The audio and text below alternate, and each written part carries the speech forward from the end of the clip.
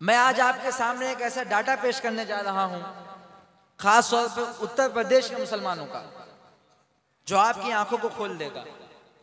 और ये जो बात मैं आपको यहां बताने जा रहा हूं, ये शायद ही आपको मिंबर रसूल से या स्टेज से किसी की बात, किसी के गुफ्तगू से आपको सुनने, किसी के खिताब से आपको सुनने मिले। जैसा कि आप जानते हैं कि पिछले बार जब ये इज्तिमा मुनक़िद हुआ और इस नाचीज को यहां मतबू किया गया, तो मेरा अहम मौजू था कि मैं तालीम के ऊपर रोशनी डालूं, एजुकेशन के इंपॉर्टेंस को यहां पर बयान करूं।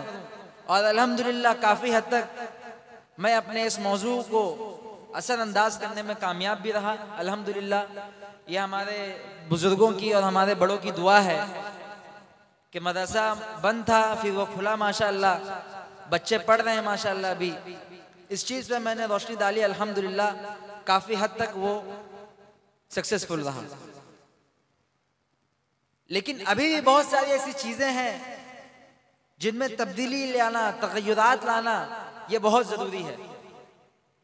मदरसा हमने कायम कर दिया, मदरसा खोल दिया, लेकिन मदरसे की हिफाजत, दिन ब दिन उसमें तरक्की करना, उसके खादिमीन की खिदमत करना, बच्चों को सही तौर से वहाँ पर भेजना, ये जिम्मेदारी हमारे ऊपर है और आने वाले ज़माने में और बढ़ती रहेगी, दिन ब दिन बढ़ती रहेगी। सिर्फ मदरसे से काम नहीं चलेगा कि सिर्फ हमने मदरसा खोल दिया, बल्कि असली तालीम भी बहुत ज़रूरी है, बहुत ज़रूरी है। अगर आज के ज़माने में मैं आपके सामने कोई पुराना मोबाइल इस्तेमाल करूं तो आप कहेंगे मौलाना 2024 चल रहा है, आप क्या नोकिया का टुनटुन वाला मोबाइल लेके बैठे हैं। अगर मैं कोई ऐसा सामान इस्तेमाल करूं जो पुराने ज़माने का है तो आप मुझे टोकेंगे मौलाना ये तो 2024 का ज़माना है, 2024 के ज़माने में आप क्या इस्तेमाल कर रहे हैं। तो ठीक उसी तरह अगर हमारे मदरसे से बच्चे पढ़ के निकलते हैं तो वो 1999 के नहीं बल्कि 2024 के मौलाना होना चाहिए, मॉडर्न मौलाना होना चाहिए। उसके लिए क्या करना पड़ेगा, हमें अपने मदारिस को असली तालीमात से लेस करना पड़ेगा। बच्चों को असली तालीम से और दीनी तालीम से, दोनों तालीम से लेस करना पड़ेगा। ये बच्चे, ये नौजवान हमारी उम्मत के मुस्तकबिल हैं। आपको पता है जब घर में कोई चीज टूट जाती है, जब कोई चीज फूट जाती है तो उसे निकाल के घर से फेंक दिया जाता है। ठीक इसी तरह अगर हम हिंदुस्तान में रहते हैं, जिस मुल्क में रहते हैं, अगर हम इसके मफाद के लिए, अपनी कौम के मफाद के लिए अगर कुछ नहीं करेंगे तो कल आने वाले लोग भी हमको यहाँ से निकाल के इसी तरह फेंक देंगे। क्यों? क्योंकि हम मुआशरे के काम नहीं आ रहे हैं, हम अपनी उम्मत के काम नहीं आ रहे हैं, हम अपने फ्यूचर के लिए कुछ कर नहीं रहे हैं, हम अपने मुस्तकबिल के लिए कुछ कर नहीं रहे हैं। मैं यहाँ पर आने से पहले मौलाना शुएब ने कहा, हाफिज शुएब ने कहा कि आपको इस्लामी मुआशरे पर बोलना है। तो मैंने कहा कि पिछले बार तो मैंने सिर्फ मदरसे पे कहा था, इस बार उत्तर प्रदेश के मुसलमानों के बारे में कुछ डाटा निकाला जाए कि उत्तर प्रदेश के मुसलमान क्या कर रहे हैं, उत्तर प्रदेश मुसलमानों के बारे में रिपोर्ट क्या कहती है। क्योंकि मैंने जो मुताला किया था पिछले बार वो ऑल इंडिया मुसलमानों का था। लिटरेसी कितनी है, इलिटरेसी कितनी है, एम्प्लॉयमेंट कितनी है, अनएम्प्लॉयमेंट कितनी है। अब आइए जरा इस पे नजर डालते हैं। जब मैं इस मुताले से गुजर रहा था तो मुझे बड़ा अफसोस हुआ कि हाय, उत्तर प्रदेश जो एक ऐसा राज्य है जहां पर हिंदुस्तान में सबसे ज्यादा मुसलमान की आबादियां हैं, ऐसे राज्य में मुसलमानों का अगर आप डाटा निकाल के देखेंगे तो आपकी आंखें दंग रह जाएंगी कि क्या डाटा निकल के आता है। जब एजुकेशन, तालीम के बारे में मैंने गौर और फिक्र किया तो मुझे पता चला कि ओवरऑल परसेंटेज जो मुसलमानों का है जो तालीम सीखने के लिए जाते हैं गवर्नमेंट स्कूल में, वो सिर्फ और सिर्फ 55% है। प्राइवेट स्कूल में जो लोग मुसलमान बच्चे जाते हैं वो सिर्फ 16% है। और बड़ी अफसोस की बात है कि हम लोग इतने मदरसे बनाते हैं, मदरसों के लिए इतना मेहनत करते हैं, हमारे उलमाए किराम दिन रात इसमें एक करते हैं, लेकिन ये डाटा जब खुलकर सामने आता है हजरत, तो बड़ी अफसोस की बात होती है कि मुसलमानों में से सिर्फ 1.3 बच्चे ऐसे हैं जो मदरसे का रुख करते हैं। 1.3 बच्चे सिर्फ ऐसे हैं जो मदरसों का रुख करते हैं। और प्राइवेट मदरसे जो हैं उसमें सिर्फ 12% है। और ऐसे बच्चे जो स्कूल का आज तक मुंह ही नहीं देखे वो 13% है। तो ये है हमारी तालीम का डाटा।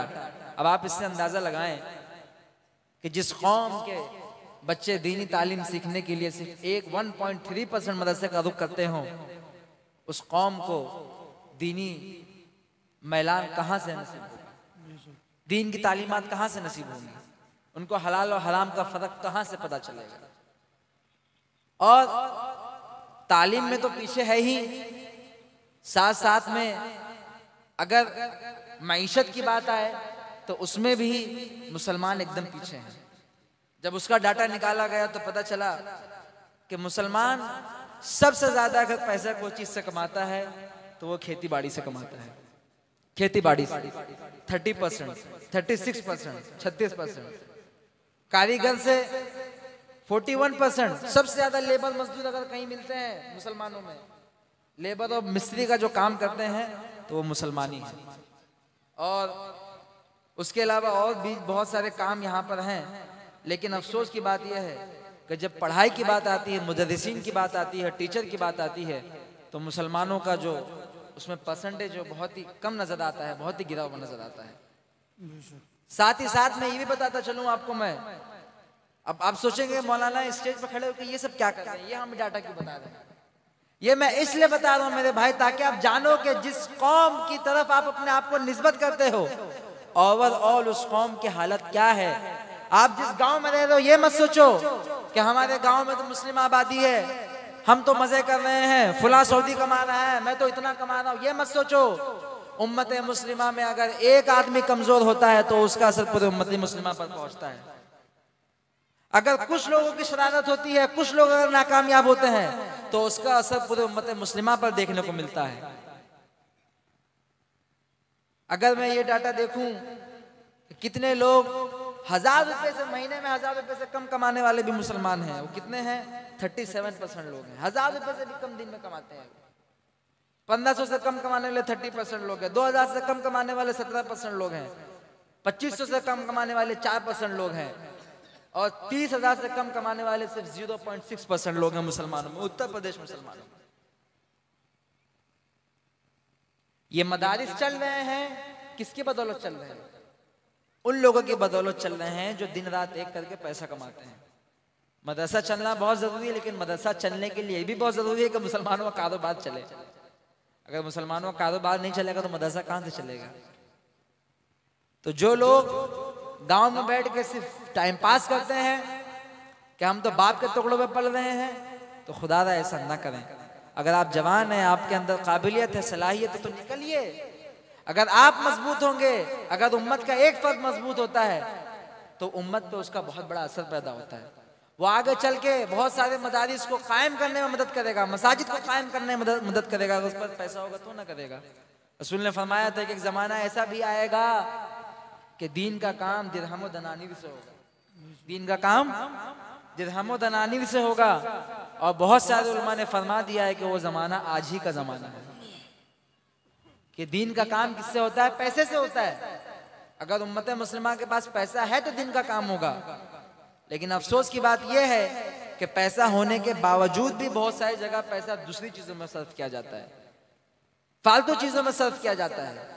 जहां पर पैसे की जरूरत है वहां हम लोग पैसा नहीं खर्च करते हैं, जहां पैसे की जरूरत नहीं होती हम लोग वहां पैसा खर्च करते हैं। तो खुदा हरगिज़ ऐसा ना करें। और उसके बाद जो है, जब उम्मत मुस्लिमा की, उत्तर प्रदेश के मुसलमानों की, जब जिस तरह से तरीक़े जिंदगी, यानी जिंदगी किस तरह वो गुजार रहे हैं, अगर इसकी बात आती है तो ये देखने को मिलता है। तालीम की बात आती तो ये देखने को मिलता है कि नॉन फॉर्मल एजुकेशन जो मुसलमान हासिल करते हैं वो सिर्फ 10% है। प्राइमरी स्कूल की जो लोग तालीम हासिल करते हैं वो सिर्फ 9% है। जूनियर हाई स्कूल की जो लोग तालीम हासिल करते हैं वो सिर्फ 5.1% है। हाई स्कूल की जो तालीम हासिल करते हैं 1.8% है। और इंटरमीडिएट की जो लोग तालीम हासिल करते हैं वो 1.8% है। मदरसे की जो तालीम हासिल करते हैं वो 5.3% है, और इसके अलावा जो दीगर हायर एजुकेशन यानी जो डॉक्टर की डिग्री हासिल करते हैं वो सिर्फ 1% है मुसलमानों में, सिर्फ 1% है मुसलमानों में। बड़े अफसोस की बात है, सच्चार कमेटी की जब रिपोर्ट आई तो उसमें यह देखने को मिला कि सच्चार कमेटी ने कहा कि मुसलमानों में बहुत ही कम शरह है, बहुत ही कम फीसद है मुसलमानों की जो मास्टर और बीए करने के बाद में आला तालीम हासिल करने के लिए सेंट्रल यूनिवर्सिटी का रुख करते हैं। मुसलमानों के पास सेंट्रल यूनिवर्सिटी कितनी है? सिर्फ 2 हैं बस, खाली हिंदुस्तान में सिर्फ 2 हैं और कोई नहीं है, और उसमें भी तालीम हासिल करने वाले मुसलमान नहीं है, दूसरे लोग हैं।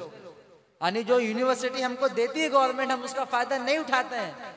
नहीं उठाने की वजह से ही हमसे स्कॉलरशिप छीन ली जाती है, हमसे स्कीमें छीन ली जाती है, फिर हम ढंडोरा पीटते हैं कि गवर्नमेंट हमसे छीन ली, हमको इंसाफ नहीं कर रही है, हमको साथ नहीं दे रही है।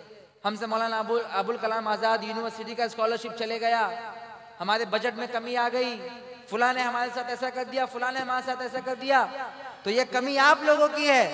जब उम्मत मुस्लिमा यूनिवर्सिटी को छोड़कर गप्पेबाजी करने में लगेगी तो हमारे साथ ऐसे ही होगा। आज तालीम में हमारा मैलान कम है। और एक बात जो मैंने आपके सामने पिछले बार भी रखी थी, इस बार भी रखना चाहता हूँ कि प्यारे आका सल्लल्लाहु अलैहि वसल्लम ने जब इस्लाम की पहली जंग हुई, जंग बदर, तो उसके बाद जब मुशरिकीन को आपने कैद किया, जब उनको बांदी बनाया, तो उनको रिहा करने के लिए प्यारे आका सल्लल्लाहु अलैहि वसल्लम ने शर्त रखी। वो क्या रखी थी कि एक मुशरिक 10 मुसलमानों को पढ़ाए, 10 मुसलमानों को पढ़ाए, बंदी बनाए। तो आपने शर्त रखी कि 10 मुसलमानों को जब वो पढ़ाए तो क्या होगा? वो आजाद होगा। वो क्या होगा? आजाद होगा। क्यों? अगर उस वक्त चाहते तो बहुत सारे सहाबा किराम के पास घर नहीं था, बहुत सारे सहाबा किराम के पास पैसा नहीं था, बहुत सारे सहाबा किराम ने जो जंग लड़ी थी, जंग में लड़ने के लिए उनके पास तलवारें भी नहीं थी। अगर चाहते तो प्यारे आका सल्लल्लाहु अलैहि वसल्लम ये कह सकते थे कि पैसा देकर आजाद हो जाओ, और यही वहां का हस्ब मामूल था। लेकिन प्यारे आका सल्लल्लाहु अलैहि वसल्लम ने क्या कहा? प्यारे आका सल्लल्लाहु अलैहि वसल्लम ने कहा कि एक जन जो है वो 10 लोग को तालीम दे, उसके बाद वो आजाद हो जाएगा। तो क्यों? क्योंकि प्यारे आका सल्लल्लाहु अलैहि वसल्लम ये देख रहे थे कि अगर तालीम दी जाएगी तो ये 10 नस्लों तक चलेगी, 10 नस्लों तक चलेगी। इसीलिए तालीम पे फोकस देना बहुत ही ज़रूरी है। आप लोगों से गुजारिश है कि जिस तरीके से आपने इस मदरसे को आबाद किया है, मदरसे को आबाद करते रहें। मदरसे में जो उसकी कमी है, जिसके लिए यहाँ के मुआविनीन या इस मदरसे की जो लोग देखभाल करते हैं, अगर वो आपके पास आते हैं मदरसे की तरक्की के लिए, तो आप लोग इसमें बढ़ चढ़ कर हिस्सा लीजिए। जिस तरह आप लोग इस प्रोग्राम में बढ़ चढ़ कर हिस्सा लेते हैं, मदरसे को तरक्की देने में बढ़ चढ़ कर हिस्सा लीजिए। अल्लाह तबारक व तआला से दुआ है कि अल्लाह तबारक व तआला हमें अपने मदरसों को आबाद करने की तौफीक अता फरमाए। हमारे बच्चों को एजुकेशन की तरफ और तालीम की तरफ मैलान अल्लाह तबारक व तआला दिलाए। और जो मुसलमान जहाँ कहीं भी इस दुनिया में लाचार हैं, बेहाल हैं, फ़लस्तीन के मुसलमानों की अल्लाह खास तौर पर मदद फरमाए। वमा अलैना इल्लल बलाग। अस्सलामु अलैकुम।